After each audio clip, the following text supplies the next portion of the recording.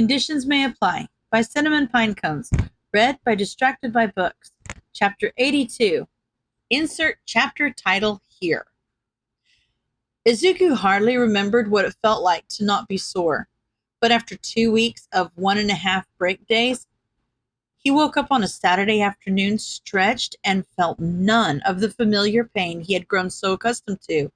The realization made him want to run and jump around the brewery, unbound by his usual aches, but he had to remind himself that he only felt like this because he wasn't running around.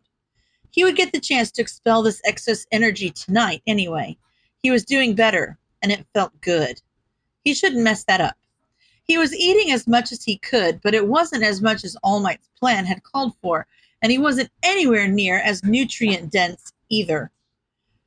He could imagine his standard levels of soreness would decrease even more if he was consuming the amounts of proteins needed to mend his muscles properly. But, well, there wasn't much he could do about that. All Might letting him use his truck to haul scrap to the yard helped, but it wasn't enough. Not with the amount he had to put aside to hopefully pay for tuition next year. He knew the clerk from the convenience store by the school was starting to get suspicious of him walking in and out without ever buying anything. But he did his best and pushed through because that was all he could do. About 4 months into the program, All Might must have heard his stomach grumble one too many Sundays in a row or something, because he brought an extra bento and passed one to Izuku when he sat down for a lunch break. He held it out to him without any sort of explanation, and Izuku was getting deja vu.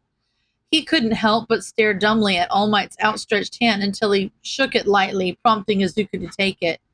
Shaking the parallels his mind drew to Eraserhead and Shinso-san, he scrambled to take the offered meal and thanked him profusely. "You never bring a lunch. You are sticking to the plan, aren't you?" All Might asked. Izuku froze up a bit at that. He didn't want to lie, but he didn't really have an excuse.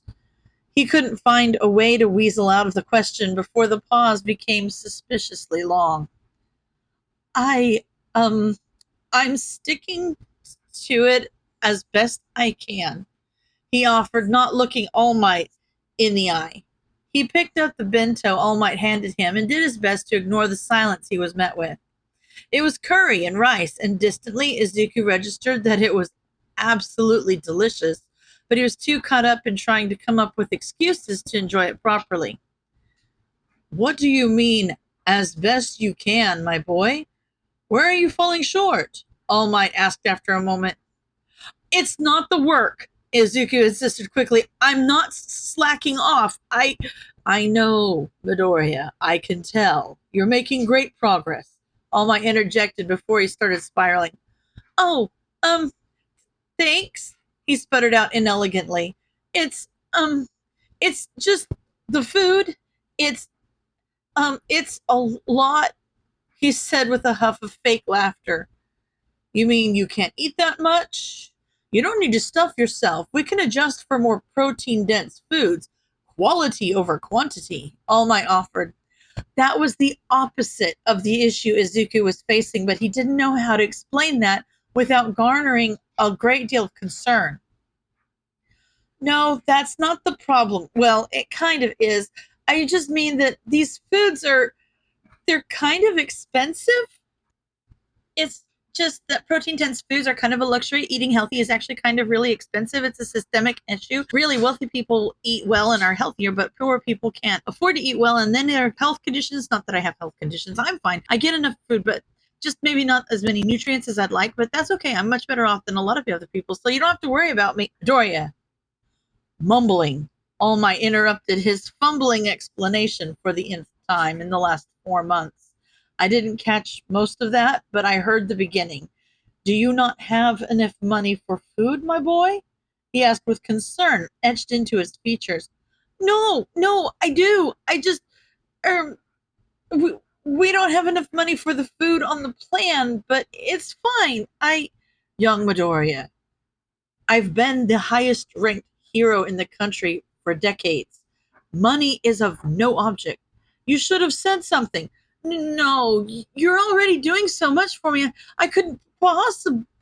I wouldn't even notice the dent buying all this food would put in my accounts. Where do you shop? I could do one of those online orders, right? Then you'd just have to go and pick it up. All Might interrupted with a cheer. He sounded like he was too excited to have found a solution to the problem to hear Izuku's denials. Oh no. No, no, no, no, no, no, no, no, no, no, no, no. Where the hell was he supposed to put groceries?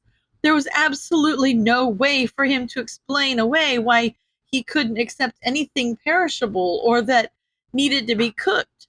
However, he had seen a mini fridge in the pile next to the one they were working on. But when was he going to find the time to fix one of those anyway? What about cooking? Most of the things on the list had meat in them.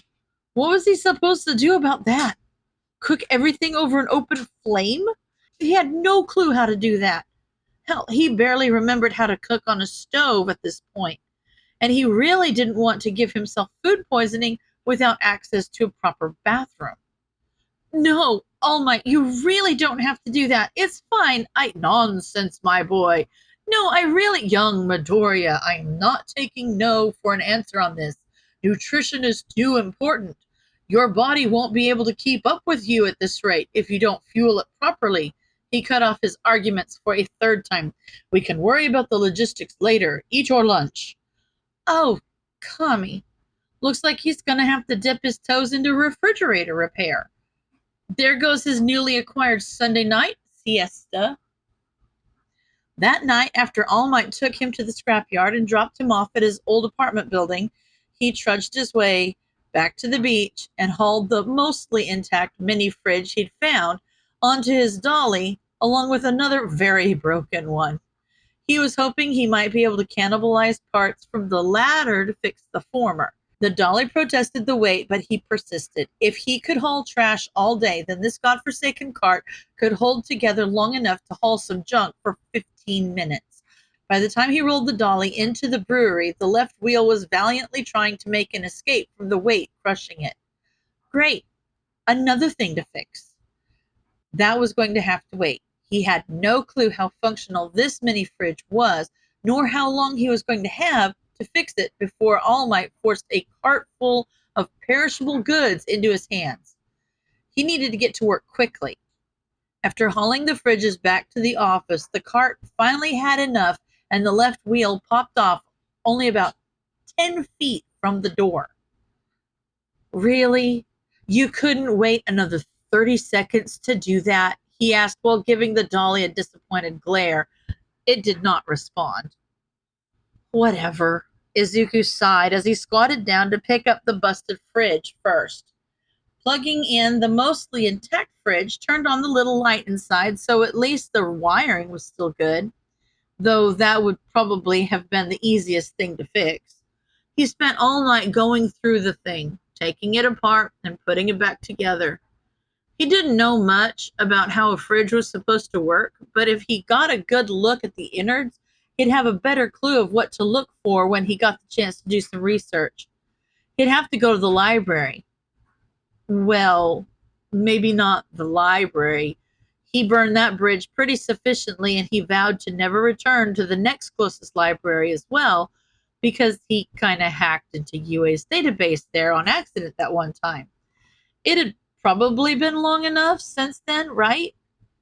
Maybe a cafe or something was the smarter choice. It was already 9 p.m. by now, and he didn't know the internet cafe's hours. It was a solid 25-minute walk to even get there and check, and he was questioning if it was worth it. It was either open 24 hours or most certainly going to be closed by the time he got there. He would go after school tomorrow, but then he wouldn't have any time to sleep. Most of his sleeping was done from 4 p.m. to 10 p.m., depending on how much homework he had and when he and Eraser had agreed to meet for patrol that night. God, why did All Might have to be so pushy? Izuku ended up sneaking into the library at school to research. It was risky. If he got caught, he would get detention at the very least, and that would result in the same loss of sleep time as going to a cafe after school would, so He kept a keen eye out for the librarian.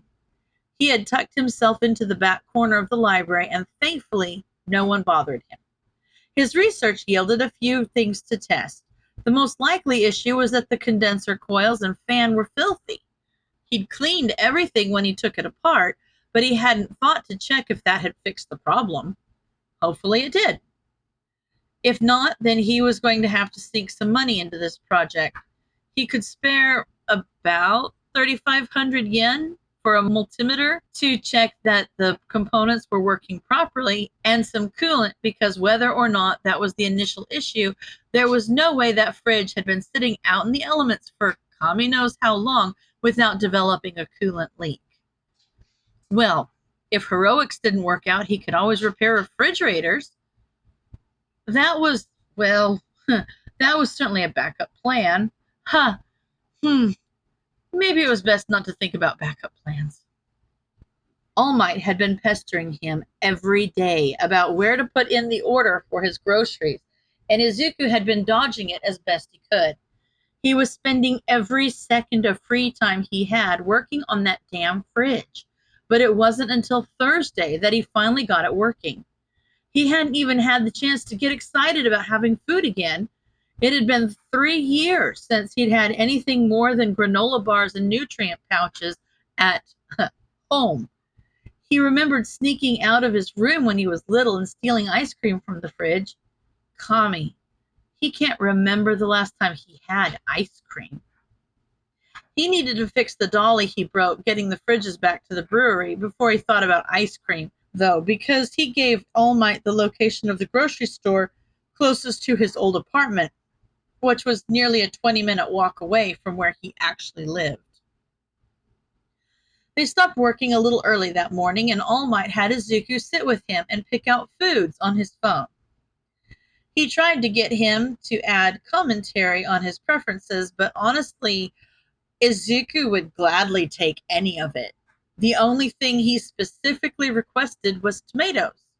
He remembered the sad little tomato All Might had shown him a picture of from his garden, and Izuku wanted to try his hand at it to see if he could figure out where All Might went wrong. Maybe he could help.